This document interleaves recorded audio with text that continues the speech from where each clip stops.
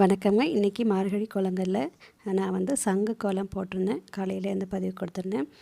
12 சங்குகள் வருங்க. வெளிப்பக்கம் 6 சங்குகள் பெரிய சங்குகளாக வரும். உள்பக்கம் சின்ன சங்குகளாக 6 சங்குகள் அழகாக இருக்குங்க. மார்கழி கோலங்களில் நாங்கள் சின்ன வயசாக இருக்கும்போதுட்டெலாம் இந்த கோலங்கள் இல்லாத வீடே இல்லைன்னு சொல்லலாங்க. எல்லாருமே போடுவாங்க. அவ்வளோ ஃபேமஸான கோலம் இது. அழகாகவும் இருக்குங்க. ரொம்ப எளிமை தான். இதோட புள்ளி அமைப்பு அப்படின்னு பார்த்திங்கன்னா 13 புள்ளி நாங்கள் 7 நிறுத்தணுங்க. இடைப்புள்ளி ஒரு புள்ளியாக குறைச்சிட்டு வரணும். 12, 11, 10, 9, 8, 7 அப்படி குறைச்சிட்டு வந்து 7 நிறுத்தணுங்க. ரொம்ப ஈஸியான ஒரு கோலங்க. புள்ளி அமைப்பே நமக்கு அழகாக அந்த கோலத்தை கொண்டு வந்துடும். எல்லா சங்குகளுமே அப்படியே ஜாயிண்ட் ஆகி வரும். நான் 2 சங்குகள் போட்டு காமிக்கிறேன், பெரிய சங்குகளை. அடுத்தது எல்லாமே நான் போட்டுட்டேன். நீங்கள் அந்த புள்ளி அமைப்பை பார்த்து அதே மாதிரி நீங்களும் போட்டுக்கலாம்.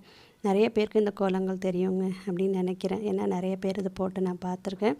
தெரியாதவங்க தெரிஞ்சுக்கிறதுக்காக தான், பிகினர்ஸ்லாம் இருப்பாங்க இல்லையா, அவங்களுக்காக தான் நானும் போட்டு காமிக்கிறேன். நடுவில் இது போல் 3 புள்ளிகளை இணைச்சி கோடு போட்டுட்டு அதுலேயும் சின்ன சின்ன சங்குகள் அழகாக ஜாயின் பண்ணிடலாங்க. அப்படியே அந்த புள்ளி அமைப்பே தெரிஞ்சிடும். நம்ம ஒரு சங்கு போட்டாலே எல்லா சங்குமே அப்படியே இணைஞ்சு வந்துடுங்க. ரொம்ப அழகாக இருக்கும் இந்த கோலமும். எல்லார் வீட்லேயுமே சங்கு வச்சுருக்கிறது சிறப்புன்னு சொல்லுவாங்க.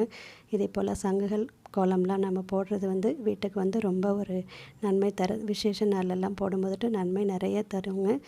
தீய சக்திகள்லாம் எதுவுமே அண்டாது அப்படிங்கிறது எங்கள் அம்மா சின்ன வயசில் சொல்லுவாங்க. இந்த கோலம் எப்படி இருக்குன்னு சொல்லுங்கள். நீங்களும் போட்டு பாருங்கள். நன்றி, வணக்கம்ங்க.